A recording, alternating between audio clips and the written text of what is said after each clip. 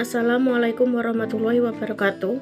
Kami dari kelompok 4 yang beranggotakan saya sendiri, Heviana Intan Aisyah, NPM 1701010221, Nur Hafizah, NPM 2001010009, Putri Puspa Asri, NPM 2001010037, akan mempresentasikan tentang perencanaan kapasitas.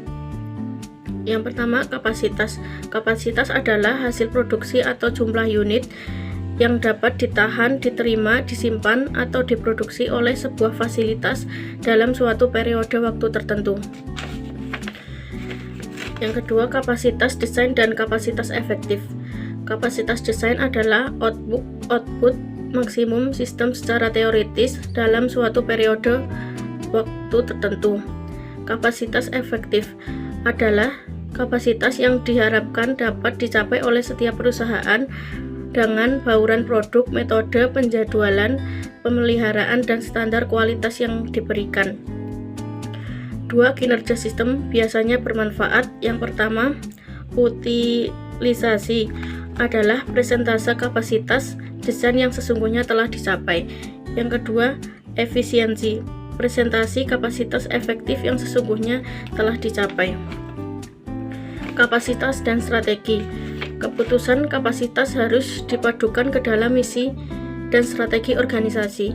Investasi tidak dapat dibuat sebagai pengeluaran tersendiri, tetapi sebagai bagian dari rencana yang terpadu yang dapat menempatkan perusahaan dalam posisi yang menguntungkan. Selanjutnya, pertimbangan kapasitas. Yang pertama, ramalkan permintaan secara akurat. Sebuah peramalan yang akurat merupakan hal yang penting paling pokok bagi keputusan kapasitas. Yang kedua, memahami teknologi dan peningkatan kapasitas. Jumlah alternatif yang tersedia mungkin cukup banyak, tetapi setelah volume ditentukan, keputusan teknologi dapat dipandu dengan analisis biaya, kebutuhan sumber daya manusia, kualitas, dan keandalan. Yang ketiga, temukan tingkat operasi yang minimum. Teknologi dan peningkatan kapasitas sering menentukan ukuran optimum sebuah fasilitas. Yang selanjutnya, membangun untuk perubahan. Dalam dunia yang berubah dengan cepat, perubahan tidak dapat diabaikan. Oleh karena itu, manajer operasi membangun fleksibilitas dalam fasilitas dan peralatan. Mengelola kapasitas. 1. Permintaan melebihi kapasitas.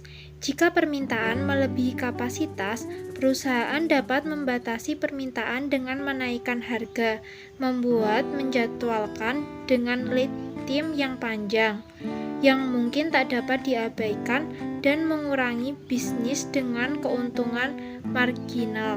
2. Kapasitas melebihi permintaan. Jika kapasitas melebihi permintaan, perusahaan mungkin menginginkan untuk merangsang permintaan melalui pengurangan harga atau pemasaran yang agresif, atau mungkin menyesuaikan diri terhadap pasar melalui perubahan produk. 3. Penyesuaian pada permintaan musiman. Sebuah pola permintaan musiman atau siklus permintaan merupakan tantangan yang lain pada kapasitas. 4. Taktik untuk menyesuaikan kapasitas dengan permintaan. Terdapat beragam taktik untuk menyesuaikan kapasitas yang dilakukan melalui 1. Mengubah staf yang ada. 2. Menyesuaikan peralatan dan proses meliputi pembelian mesin tambahan atau menjual atau menyewa peralatan yang ada. 3. Memperbaiki metode untuk meningkatkan hasil produksi. 4. Mendesain ulang produk untuk meningkatkan hasil produksi. Taktik di atas dapat digunakan untuk menyesuaikan permintaan pada fasilitas yang ada. Perencanaan kapasitas.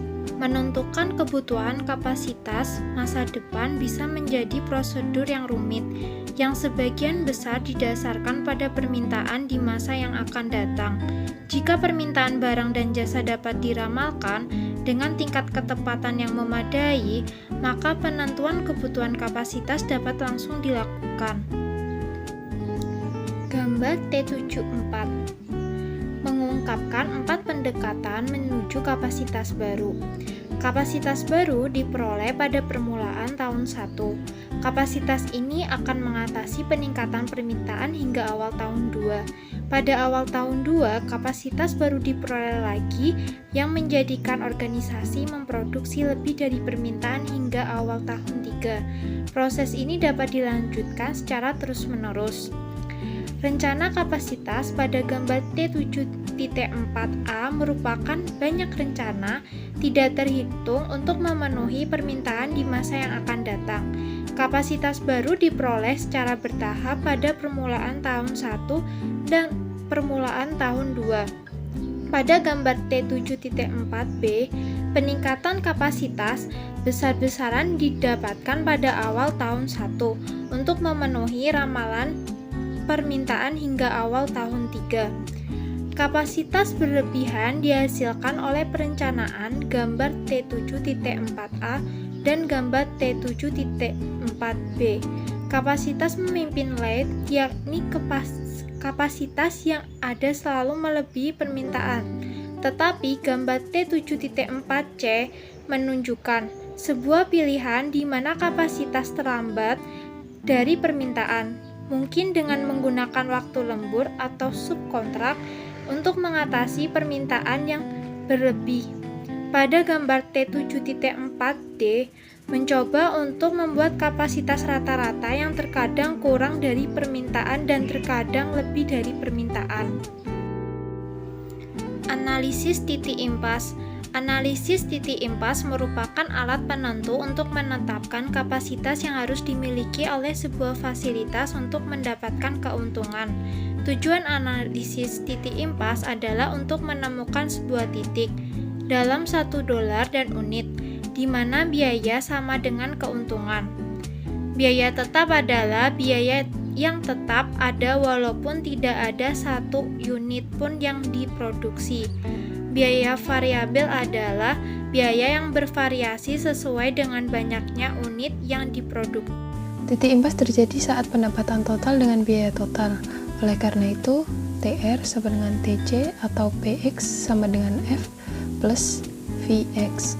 Untuk menemukan nilai X didapatkan BEP sama dengan F dibagi P kurangi V. Dengan menggunakan persamaan ini, titik impas dan laba dapat langsung ditemukan. Ada dua formula yang patut diperhatikan. Titik impas dalam unit sama dengan biaya tetap total dibagi harga jual kurangi biaya variabel.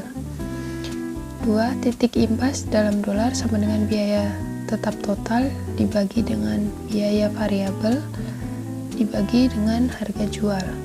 Keterangan BEP X sama dengan titik impas dalam unit, BEP sama dengan titik impas dalam dolar, P sama dengan harga per unit setelah semua diskon, X sama dengan jumlah unit yang diproduksi, TR sama dengan pendapatan total sama dengan PX, F sama dengan biaya tetap, V biaya variabel per unit, TC sama dengan biaya total sama dengan F plus VX.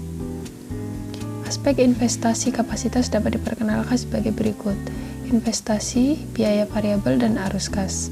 Net present value, F sama dengan P 1 plus I N.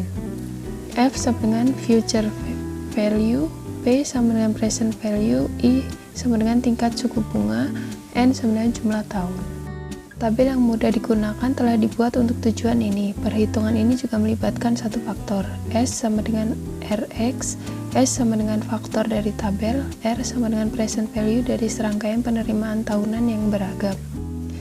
X sama dengan penerimaan yang diterima dengan jumlah sama setiap tahun sepanjang masa investasi atau anuitas.